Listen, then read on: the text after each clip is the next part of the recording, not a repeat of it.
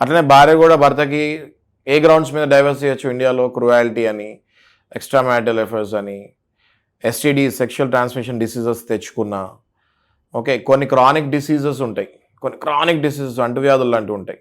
అట్లాంటప్పుడు ఇంక వద్దు అనుకుంటే they can get rid of him.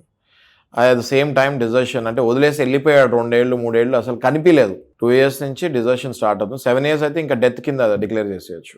Okay, so ఇట్లాంటి గ్రౌండ్స్ ఏవైతే భారతదేశంలో అప్లికబుల్ ఉన్నాయో ఆ గ్రౌండ్సే మీరు ఫారిన్ కంట్రీలో కూడా వేసి డైవర్స్ తీసుకుంటే that is still up to an extent it is valid. అసలు కాదు, ఆ గ్రౌండ్స్ లేవు, ఆ సందర్భం లేదు, ఆమెను విలువను కూడా విలువలేదు, వాలంటరీగా రెస్పాండెంట్ అసలు అపియర్ కాలేదు ఫారెన్ కోర్టులో, నేను డైవర్స్ ఇచ్చేస్తాను, నా డైవర్స్ అయిపోయింది అంటే that divorce is not valid in India. Very well, again you can file a divorce case in India and you can fight for the justice.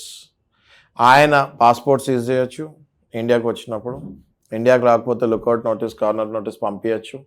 If our country has an understanding terms with the country, ఆయన అక్కడి నుంచి కూడా ఇక్కడికి మనం ఆయన deport చేసుకోవచ్చు.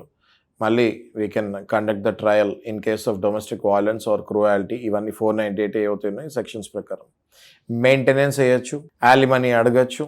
If it is not followed properly in foreign country, you can continue that in India again, because end of the day your nationality is Indian. దానికి చాలా సుప్రీంకోర్టు జడ్జ్మెంట్స్ కూడా ఉన్నాయి నాగరాజు గారు.